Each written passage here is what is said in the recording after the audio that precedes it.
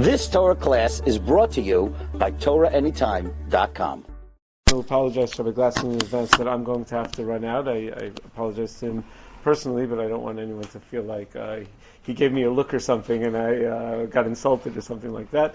But I have to give a shiur in Queens, and there is a recorder here, so B'li Neder, I look forward to listening later on. A couple of quick things. I want to thank Sandy and Bundy Herskowitz for sponsoring tonight's shiur L'Zecher Nishmas Marvin Herskowitz, Moshe Yehuda ben Yosef Zichron Levracha, whose yahrzeit was this week. So we thank them for sponsoring the Torah Li'ili Nishmasa and the Torah Shetakabi and Aliyah for his neshama. I also want to thank the Gantrau, Portal, and Tepper families who are helping to sponsor this series that we are doing here in the shul. And as I mentioned last week with Rabbi Kamenetsky, I think it's a very important avoda for people who are not in yeshiva anymore full time to feel a sense of Elul. So it's important. We really brought in, four mamish world-class speakers, inspiring people who are uniquely capable of inspiring us in advance of the Yom Noraim. And that leads me to Rabbi Glatstein, who's here this evening. I only met Rabbi Glatstein once or twice. I think we met at Shai Shechter's house when Rav Shechter was there. But ever since I started commuting to work, I used to not have to commute. I didn't even have a traffic light for 18 years between my house and the yeshiva. But ever since I started commuting to work, so I'm very familiar with all the different Torah apps that are out there because you need something to do in the car. So on Torah Anytime, you can listen to Rabbi Glatstein's Torah, and he really distinguishes, amongst the thousands of speakers that there are there, he really distinguishes himself because it's spectacular. Really just something, I was talking to a Talmud of mine, just give this as an example. I was talking to a Talmud of mine recently who works full-time as a lawyer. He's also a Rav in a minyan in Queens, and he said, it's so hard to prepare drashas. I just make sure I listen to Rabbi Glatstein every week. So I said, what is it about Rabbi Glatstein that you listen to? This before we invited him to speak. What is it about that? So he said, we were sitting in my office, he's looking at all my svarim all around. He said, you don't have any of the svarim that he quotes. He is so beyond. It's just the knowledge that he has, the exposure that he gives you to a whole different world of Torah is just absolutely incredible. So we're grateful in the Greater Five Towns community that Rabbi Glatstein has brought all of that Torah with him to inspire our community. And again, I thank him very much in advance for the Torah that he's going to share with us tonight. And I wish you chesiv tov as well. I have some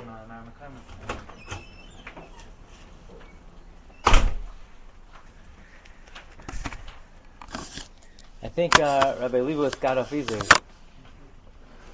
because Chazal tell us that while b'fanav you can only say miksa shvachai, shaloi b'fanav you're allowed to pour it on. So I have an even greater opportunity to let the Kehillah know about my personal admiration for Rabbi Leibowitz.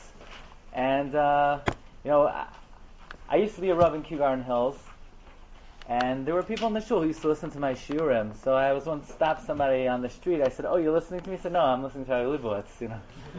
So, but Baruch Hashem, Kinas Seifrim Tarba Chachma. Rabbi Leibowitz himself is a prolific Marbitz Torah through the venues that he uses, whether in this shul or whether it was in DRS, or now he's a Rosh Yeshiva in Landers.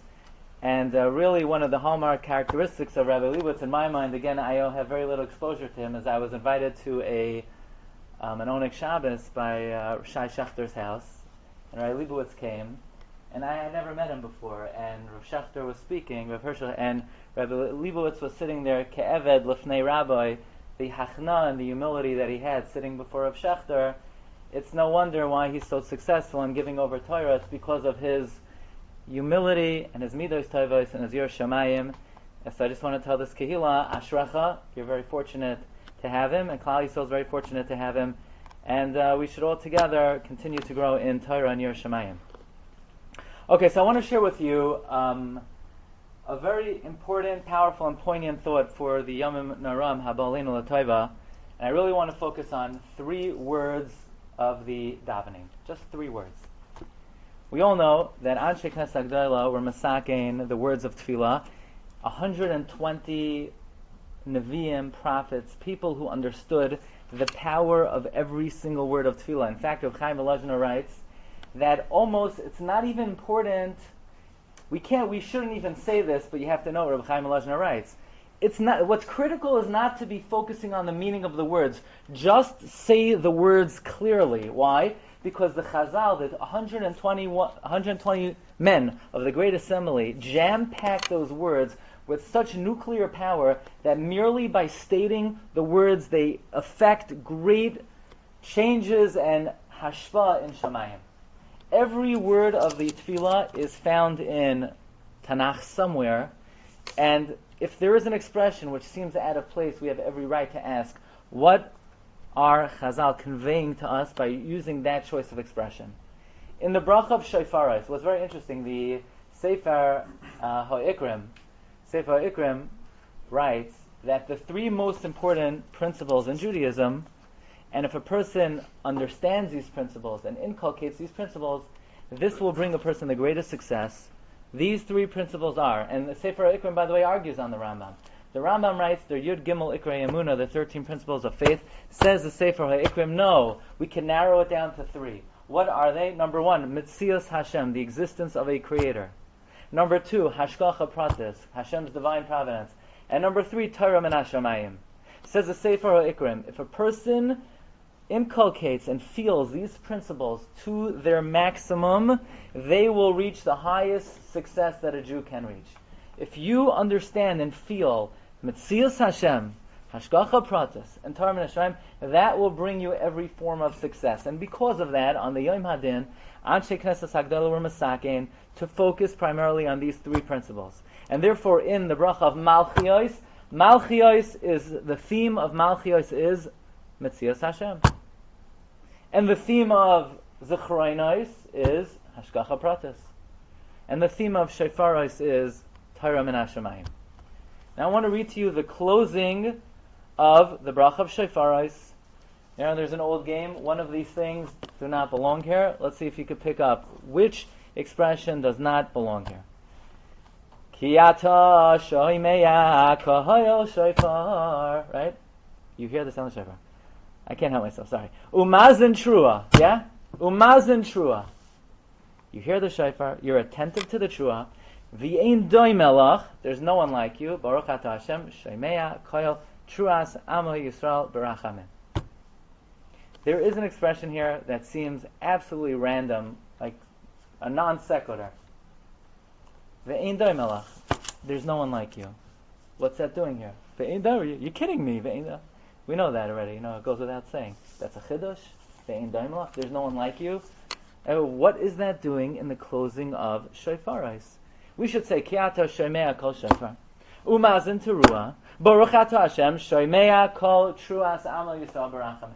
What is Ve'ein Damelach doing there? Just to make the question worse. The words Ve'ein Damelach could be added at any juncture of any tefillah, any bracha. You say, Moidani Lefanecha Melachai Bekayam Ve'ein Damelach. Adonai Lam Asher Malach Ve'ein Doi Malach. Asher Yatzar Son V'chachma Ve'ein Doi Malach. Like, why, mitten drinnen, as they say in French, Ve'ein Doi Malach at the end of Shofaros Kato Shemea Kol Shofar, Umazin Trua, Ve'ein Doi, what's that doing there? So you could say, on a simple level, there's an idea that the Brisker Rav speaks about at length, and we're just going to say the idea without bringing out all the proofs at this time, that the mitzvah of shofar is different than any other mitzvah. Every other mitzvah is just do a mitzvah. It's an act. You put on tefillin, you wear tzitzis, you shake a lulav and esrog, you learn Torah. But the mitzvah of shofar has another component to it, and that is, aside from the fact that it's a command, and we blow it because Hashem told us to, it is a form of a tefillah. It is a type of a tefillah. It's an offering of a tefillah. I'll mention one of the proofs. The Gemara tells us that you can't blow the shofar of a cow. Why? Because ein kategar nasa sanegar, you can't use the prosecutor as your defense attorney.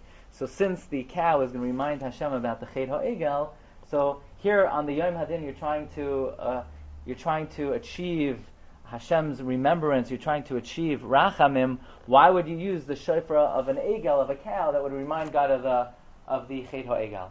So the Gemara asks, what are you talking about? We're not always worried about ein kategar nasa sanegar.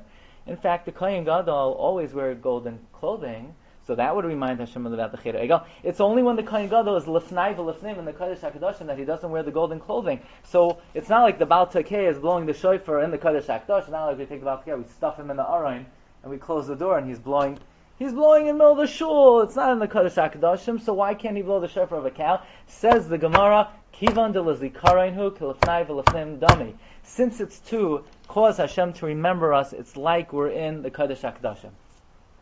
What's that supposed to mean?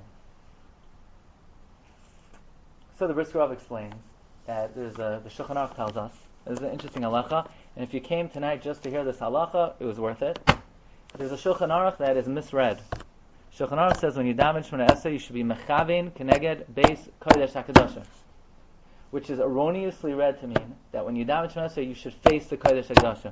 Sheker v'chazav. That's not what the Shulchan Aruch means. Shulchan Aruch says yichavin keneged Eretz Yisrael v'Yerushalayim. Yeah, avada. You face Eretz Yisrael. You face Yerushalayim. You do not face the kodesh hakadoshim. Says the Mishnah Berurah. Yichavin keneged kodesh hakadoshim means Yireh atzmoi keilu oimed beveis kodesh hakadoshim. I'm telling you a halacha. I'm not saying Mishnah Berurah. The Mishnah Berurah is reading the Mechaber. That when the Shulchan Aruch says you should be mechavin keneged kodesh hakadoshim. So if you happen to know any Jews out there who happen to daven Shemona Esrei, you may want to let them know that there's a halacha in Shulchan Aruch that when you daven Shemona Esrei, you should picture yourself standing in the kodesh. I'm not telling you a chumrah. I'm telling you a seif in Shulchan Aruch. That when you daven Shemona Esrei, you should imagine yourself standing in the Kodesh HaKadoshim. Therefore, what the Gemara means, says the Brisker Rav, is that since shofar is a form of a tefillah, and during davening you should imagine yourself standing in the Kodesh HaKadoshim, therefore the limitations and guidelines of Ein Kategar, Nasa Sanegar applies to shofar as well, because shofar is a form of a tefillah. So what type of tefillah is it? What is it asking for? And that's exactly the point. Meruvim tzarchei amenu. We have so many things that we need to ask for. Health, parnasa, nachas, family. Millions of, just in health alone, how many millions of things do we need to ask for? Every organ, every cell. If one of a billion things goes wrong, chas v'shalom, it would be disastrous. We don't even have the wherewithal to enunciate and articulate everything that we really need to be asking for. So Rav Tzadok HaKohen explains, Hashem gave us a mitzvah of shofar. The mitzvah of shofar is the unarticulated cry of the Jewish heart, where we ourselves are not even fully cognizant and aware enough to be able to spell out and enunciate exactly what we're asking for. And we say, Ribbon Shalom, Tekiah! And the Ribbon Shalom, like a mother who hears her child cry, is able to decipher and hear in the cry of the child everything the child needs, even if we ourselves are not even aware of it. That's an incredible ability. We say, Ribbon Shalom, Ki ata shoymea kol shofar umazen trua. And this ability of yours is ve'ein daimach. There's no one like you. Who could hear a cry and decipher and be attentive and understand all the myriad of things that shofar encapsulates? But Rabbi say there has to be more to the words ve'ein daimach. Because if you look throughout davening, the words ve'ein daimach have a very specific connotation. And I'll explain. Let's take a look at the Torah. If you look at number 7, the Torah writes that typically if a person was being tried for a capital case, they would be so oismensch, they would be so getracht, so immersed in their situation, so confused, so overwhelmed that they would not be able to dress properly, they would not be able to keep their proper hygiene, groom themselves properly. They would walk into the courtroom disheveled, unkempt, completely unraveled. And yet on Rosh Hashanah, even though that's the situation we're in, we do not act that way. We wear our finest, we groom ourselves, we take a haircut, we wear white. Says the Torah, you know why? But it says the Torah, Aval Yisrael ein on Canaan, number 7, on the 5th line. Loiv shim levanim, we wear white. Umasatfim levanim, we cloak ourselves in white. Umagalchen zakanam, we shave our beards. Umachadchen siparneim, and we cut our nails. Va'oichlin v'shoisin usmeichin v'Rosh Hashanah. Why? Lefi sheyoidin shehakadosh baruch hu yaseh lahem nes. Because we know that God will perform a miracle for us. That's a very unusual way of saying it. What do you mean we know Hashem's going to perform a miracle? What's the miracle? A miracle takes place on Rosh Hashanah? Nothing miraculous on Rosh Hashanah. We're confident we're going to have a good judgment. We're going to have a good din. We're going to have a Shana Tova U'Masuka. That's a nes? It's not a nes. I mean, we hope we prepare ourselves enough, that we have enough zechusim, as the Rambam says, Hashem weighs the mitzvahs and averos. We have more mitzvahs, you get a year of life. That's not a miracle, that's a judicial process. Why does the Torah refer to it as a miracle? What miracle is the Torah talking about? I'll give you a clue. Let me tell you a question. This is a very lamdish kasha, a very sharp question. It's not on the sheets. This is a kasha of Aizla Charif. The Gemara says in Masechta Rosh Hashanah, Amar Rav Yossi, Adam nidoin b'chol yom, a person is judged every day. So then what are we getting all worked up about on Rosh Hashanah? Every day a person is judged. You know, we don't get carried away every day. We do what we need to do every day. So what's different then about the judgment of Rosh Hashanah according to Rav Yossi? There's another halacha in Shulchan Aruch. Halacha is if you see somebody you haven't seen for 30 days, you make a bracha shechiyanu. Why? It's a new thing. Yeah, you didn't know where they were, you forgot about them, who says they're still okay? If you see someone you haven't seen for 30 days, make a shechiyanu. But says the Shulchan Aruch Siman Reish Chaf Hei Sif Aleph, it's number 8 on your sheet, if you see someone you haven't seen in a year, what do you say upon seeing them? Baruch atah Hashem Elokeinu melech haolam mechaye hamesim. Hashem revive the dead. What do you mean revive the dead? The guy never died. So the Mishnah Berurah quotes the Parsha that if a year passed, this person definitely traversed through the Yemei Hadin, through Rosh Hashanah Yom Kippur. Their life was on the line. If their life was on the line and they survived, they were revived, they were resuscitated, they were resurrected, you make the bracha mechaye hamesim. Well, wait a second. They weren't revived, they weren't resurrected, they just weren't removed from this world. But would you say that they were nischaya? Would you say they had tchias hamesim? And what we see from all this is that there's a fundamental misunderstanding of what actually transpires on Rosh Hashanah. Most people come before God on Rosh Hashanah, God, I had a year of life, I had X amount of money in my account, my family was good, Rebbe Shem, continue to stay out of the picture. It's been working until now, just leave things be. Don't interfere. Please do not change what I have in my back pocket. But that is actually not taking place. What takes place on Rosh Hashanah is that there's a lease. The lease is given for 1 year. And whenever Rosh Hashanah comes, the lease is over, and life has ceased, and the money has been removed, like by the government, so you can't get it back. And everything that you think you have or maintain possession of has actually been removed. And what we're asking the Rebbe for on Rosh Hashanah is not continue to give me what I have. Continue my life. No. Resurrect me. Revive me. I stand before you like a mess, like someone who's not alive, begging for the greatest miracle in the repertoire of the Rebbe Hashem. You know what the greatest miracle in Hashem's repertoire? There are a lot of miracles. I was just reading, someone gave me a book. When I was a Bachar, I used to walk to Rav Victor Miller, in Brooklyn. Somebody wrote a book about Neflois Habayre. I was not aware of this. When a kid is born, so in utero, child doesn't breathe, the lungs are not functioning, the mother breathes, and the oxygen goes straight to the mother. So then it's not necessary for the blood in the heart to be pumped to the lungs. And in fact, it can't be pumped to the lungs because the lungs are not doing anything. So the baby is in mortal danger. So what does God do? Incredible thing. There is a hole in the heart of a baby. And the blood passes, instead of being pumped to the lungs, travels from one atria to the next. Now, how long could a person actually survive with a hole in their heart? So really,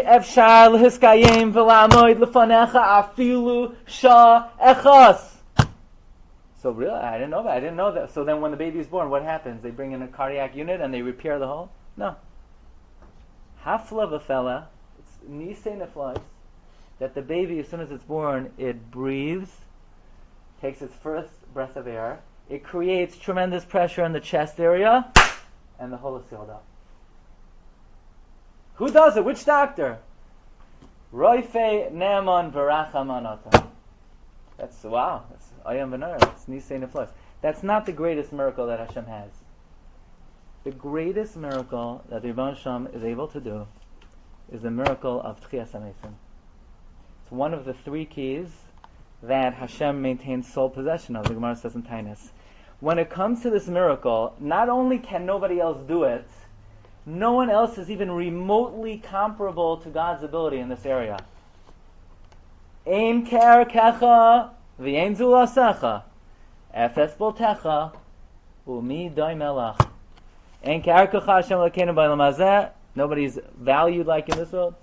V'ein zulasecha efes boltecha v'ein doime lecha moshienu l'schias hamesim.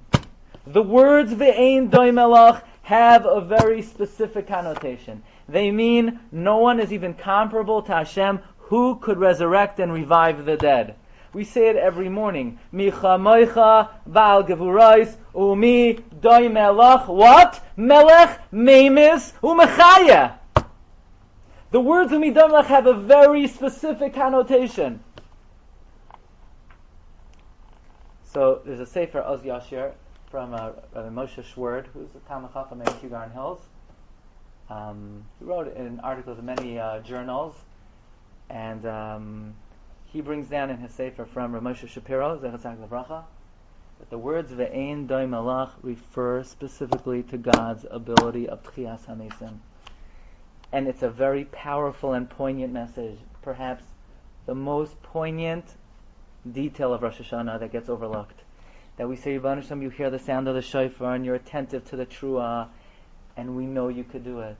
You know how we know we could do it? Because there's no one like you. Meaning we're enunciating the concept that on Rosh Hashanah we stand before God, not continue our life, not continue our parnasa. We stand before the Yibban Hashem like a mess. And we hope for the greatest miracle in Hashem's repertoire.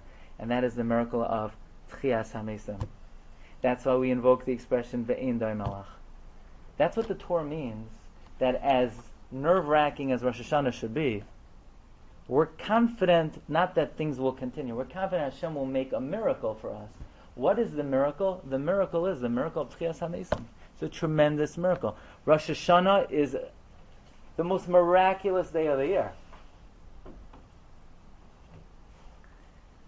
Says Rav Eisel Charif, yes, a person is judged every day. No question. But when we were judged today, the way the judgment worked is, well, yesterday you had life, and yesterday you had a job, and yesterday you had family, so you have that in your back pocket, you have a certain chazaka, you have a certain status quo. Let's revisit whether things need to be changed. But we're what is called the muchsuk. We're in possession of things, and God is the hamoitzi mechaveroi olav haraya. Hashem has to prove that we need to change whether status quo should be changed. Comes Rosh Hashanah, and all bets are off. We're not the muchsuk, we're not the marikama, we have no possession over anything, we don't own anything. Everything is on the table, has been removed from us. The onus is upon us to reclaim everything that we hope and everything that we need and everything that we daven for. That's the urgency of Rosh Hashanah. The urgency of Rosh Hashanah is we have nothing. We stand before Hashem. There's a famous Drasha that the Granat gave. The Chavetz Chaim once invited Hagoin Rav Naftali Trop, the Rosh Yeshiva of Radin, to speak before Slichos. And Rav Naftali Trop got up and he said, what does it mean? Kedalim ucherashim dafaknu delasecha, that we bang on your doors like paupers. So the simple meaning is, Hashem, we don't come to you like a oisher, like a wealthy man, a confident, arrogant man. give me life. No, we do it meekly, humbly, with contrition, but it has another meaning as well. Hashem, we're impoverished. We don't have money asking to keep it. We don't have money. We ask you to give it to us once again. We don't have life. We ask you to give it to us once again. This is the theme of Rosh Hashanah. That's the urgency of Rosh Hashanah. And this is encapsulated in these three words of Anshe Knesset Hagdolah, Ve'ein Dai Malach. Perhaps we can explain another very puzzling aspect of Rosh Hashanah. If I were to ask you, what is the main theme of the davening on Rosh Hashanah? What is the main zuchus that we try to invoke and we drum up and we constantly mention again and again? Akedas Yitzchak, right? Akedas Yitzchak, Lazari Barachman Hayam Tizkar. What's the Kriyas HaTorah, the second day of Rosh Hashanah? Akedas Yitzchak. Says Gemara, Lama Toiken b'Sefer Shal Ayel, Akedas Yitzchak. Anybody know, why do you go to the river on Rosh Hashanah? Why a river? Well, what's going on the river? So the Mishnah brings down from the Maril that when Avram Avinu went to the Akedah, the Satan impeded with a river, and Avram Avinu went up to his nostril and he had to cry out, Hoshia, ki bon amayim ad nafesh. So we're trying to remember the Akedas Yitzchak. I'll tell you an amazing thing. Kaparas. Everybody knows the minhag of Kaparas. Could somebody tell me what in the world is Kaparas? Well, the guy sins the whole year, and then he takes an animal, and he takes his averos, and he puts it on a chicken. I mean, you got something going there. You sin the whole year, and then you take a chicken, and you put the chatam on a chicken. You gotta market that. What in the world is Kaparas? By the way, if you look in the Rishonim, the original minhag of Kaparas was not to use a chicken. Look in the Meiri. Meiri writes in the Chibur HaTshuva that what's Kaparas? What do you use? A ram! Why? You're not putting averos on animals, on chickens. It's not that easy. You know what Kaparas is? Who was the first person to do Kaparas? When Hashem told Avraham Avinu, Al tishlach yodcha el anar. So Avraham Avinu took, in lieu of Yitzchak, he took an ayil, and Rashi brings down, when he shechted the ayil, he said this should be Timuras Yitzchak. And when the blood was flowing, Avraham said this should be in lieu of Yitzchak. The purpose of Kaparas is really to use an ayil, the Meiri says, and it's a reenactment of the Akedah. What in the world does Akedas Yitzchak have to do with Rosh Hashanah? She said, I know, because it happened on Rosh Hashanah. Really? Not everybody agrees it happened on Rosh Hashanah. The Psikta says it happened on Rosh Hashanah. The Yaakov Ruveni says it happened on Yom Kippur. So it happened on Yom Kippur. What do we mention on Rosh Hashanah? It's a very big mitzvah. Okay, so why while you're at it, say Asar and the Siyanais. I mean, there are a lot of great people. Moshe Rabbeinu did big things also. We don't invoke any zuchus of anybody else other than what the Akedah is so far and above anything that anybody ever did that's the only thing that we're going to mention on. By the way, the night of Rosh Hashanah, people take again the head of the fish. So it says in Shulchan Aruch. Shulchan Aruch says the head of a keves. Why? Akedas Yitzchak, Shulchan Aruch says. What are we so hooked up on Akedas Yitzchak? So contrary to what they taught you in second grade, where Avraham Avinu was about to shech Yitzchak and he didn't, and everything worked out. If you look in the Medrash, and the Shibbolei Haleket brings it down, and the Pirkei Rebbe Elazar brings it down, that as Avram was about to shech Yitzchak died. V'naseh efer al gabei hamizbeach. He turned into ashes.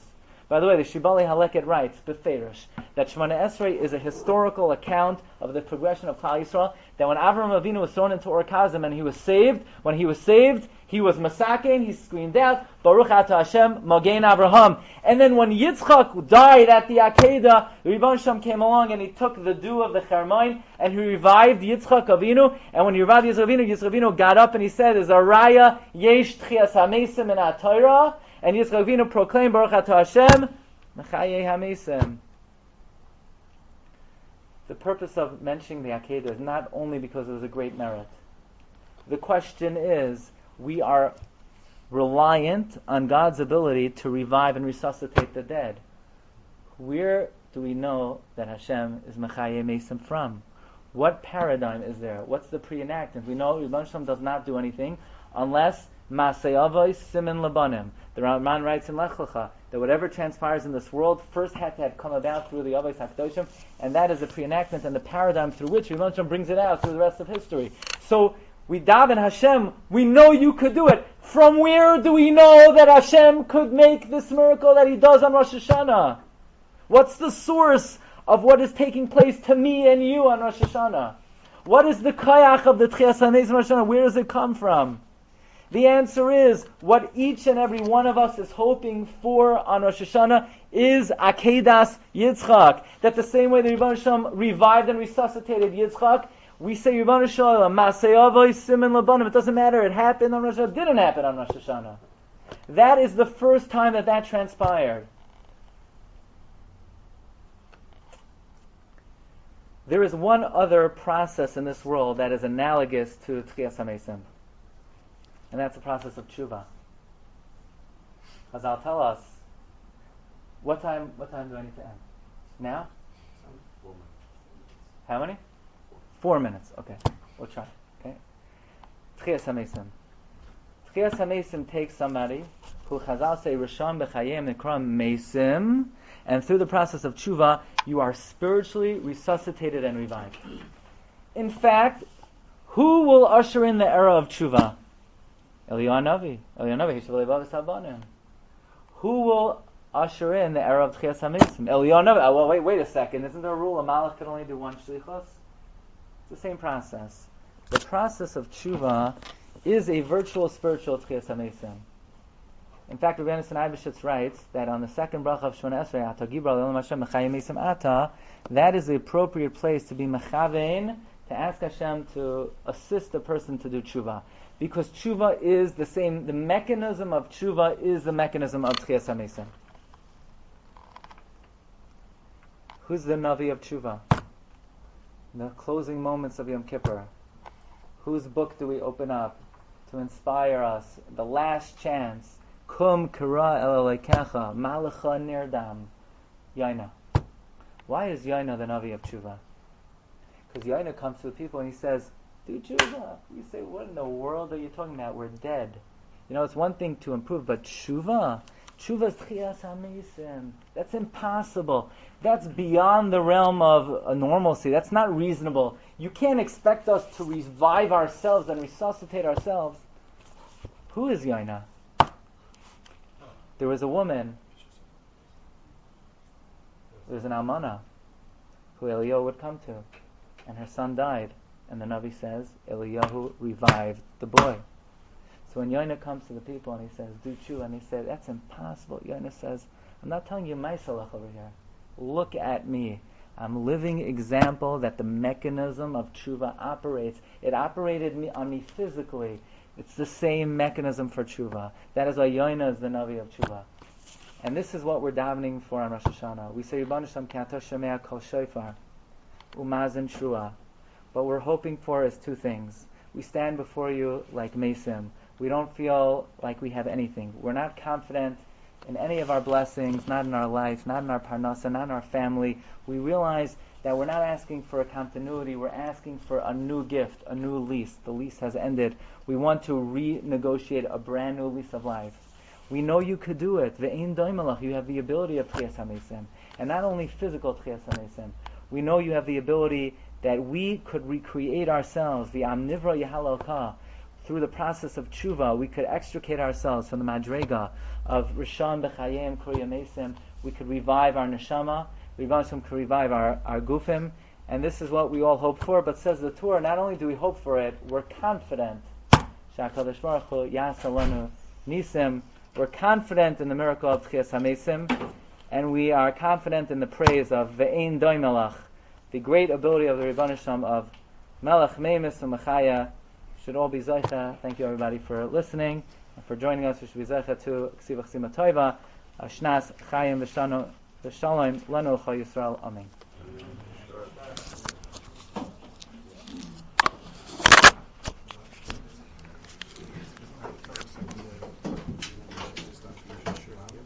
You've just experienced another Torah class brought to you by TorahAnytime.com.